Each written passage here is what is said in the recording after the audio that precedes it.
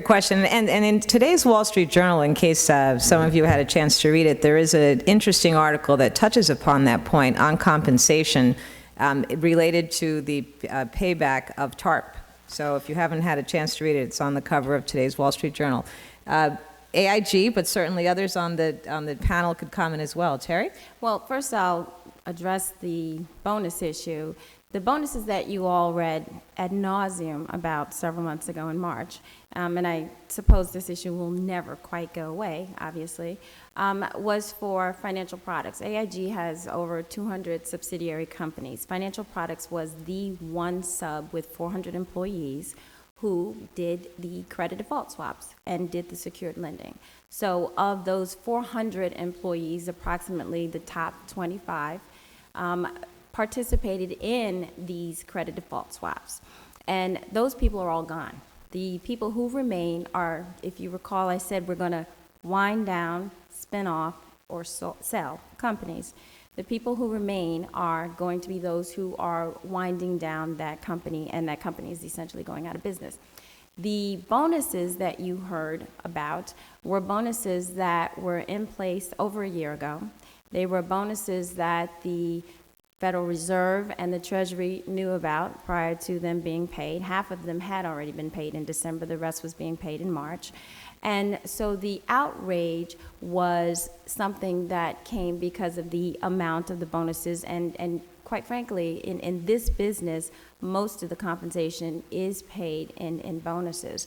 There was an analysis that was done. These were contractual obligations, and the decision was made with everyone sitting around the table, including all of the congressmen who, stated that they were outraged, that it was cheaper from a taxpayer dollar perspective to pay the bonuses. If you don't pay the bonuses, you're going to lose in court because it's a contractual obligation, and you will pay treble damages. So, having said that, Liddy, who is our, current CEO, came to a conclusion that he thought it was better to keep our word. He thought it was better to pay the bonuses. And so, it's not a company-wide situation where millions of taxpayer dollars are being spent on paying these bonuses. Retention is a very, very serious business. The morale, the credibility, the ability of the company to continue operating and pay back tax dollars was almost completely diminished. And so it is very important to make sure that those people who are selling policies, who are making the company survive, are still there. So yes, retention is serious, compensation is serious, to the extent that we're not getting raises, not getting bonuses, and people are leaving and we can't do the business, taxpayers aren't going to get paid back. Pay equity, though, thank you, Terry, because that was very helpful. But pay equity continues to be something that is very troubling. And the perception by some that women are not paid, whether it's time and job, whether they come in as external hires, as equitably as male counterparts. Can anyone on the panel comment on that, thoughts, perceptions of things perhaps that you're doing at your firm around pay equity?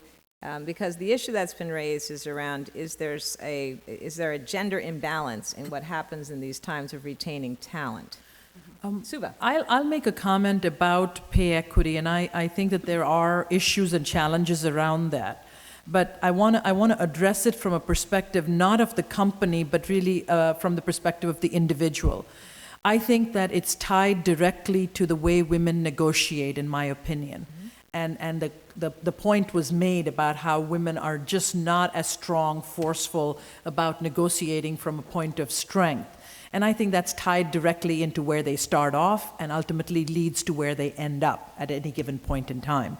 So I think a focus from an individual perspective on learning to build negotiation skills, and I believe we have a session later today on specifically that, whether it is negotiating with your partner at home in terms of how to balance all the stuff that needs to get done there, to willing to negotiate with your manager and boss at work, in the workplace, for a variety of things. I think that can ultimately, attack it from both sides, not just the company side, where there are legal recourses, et cetera, that at the end of the year look at certain titles and how men and women get paid across it, and forcing managers to step up to have to explain differentials, but also supporting that with individuals learning to get better at that negotiating piece. Big comment from Carrie. Good, and I would just add to what Suba's saying and on this theme of individual. It's also related to job. I feel very confident at American Express that we pay attention to this. We pay attention to how we are paying, and we are equitable because we have checks and balances in place. But it often has to do with the types of roles we find women in. And men traditionally take, let's say, the P&L ownership jobs that are often linked to incentive payouts, linked to sales and returns. Women you see more often, and this is generalizing, but you see us more often in staff roles, support functions. And so the opportunity really is now, as we make different decisions, we companies make different decisions in our hiring practices and who we're putting in these P&L ownership roles, especially with the questions and the media coverage about would it have been different if there were more women at the table? Well, if there are more women in these roles managing these lines of business with P&L opportunity, we may see a difference, and then I'm certain we'll see a difference in women's earnings as well. Thank you, Carrie. Linda, did you have a comment? Even though I gave the 2 more questions guideline. And I know we're already at almost at the closing point for this session, but I just wanted to make the comment and raise a question, if anybody could answer it, that women are not a homogeneous group. And there's been tremendous concern around women of color in particular and retaining women of color. And I'm just wondering if any of your companies are addressing that. What kind of attrition have we seen in the 3 categories that were identified by Suba? Where are they fitting? And have there been any particular supports being offered there? Thank you, Linda. And it is one of the topics that we think is very critical to this conversation, that we understand the complexity of what it is to be a woman. And women of color is certainly one of those dimensions. So, Inesh, I know that there's been some strategic work done at Goldman. Could you share some of the key learnings from that? We've been working with Catalyst for the past 2 years or so, focusing on women of color in the financial services industry. And we've decided that there is a different intersection as it relates to gender and race, where the experiences for individual women of color is unique as it relates to their actual work environment, their relationships with colleagues, and that it is imperative to actually have a space where you can actually review and discuss and surface those issues. So we've launched a multicultural women's initiative a couple of years ago, whereby we have specific opportunities focused on professional development for our women of color to make certain that in addition to the traditional leadership development that we have, they can come together and dialogue with senior leadership about opportunities and specific nuances as it relates to their careers.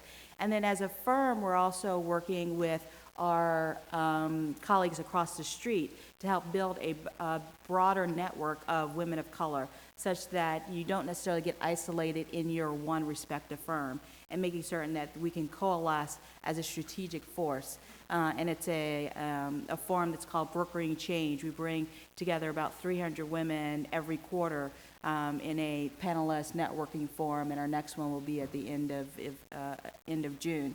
And we've seen it as it relates to building a stronger network and helping our women of color really see that even though they may not necessarily see role models at the top of the house, they have now been able to connect with other individuals to say, I may be more junior in my career, because the reality is, if we look at our representation from a gender perspective, more of our women of color are still more junior in our pipeline as opposed to in our senior pipeline. But they sort of see, I see a path, and more importantly, I feel as though there are champions and supporters that'll help me get to where I want to be in the future. So we've actually seen a sort of a neutralizing effect as it relates to attrition in this recent turmoil that we've gone through.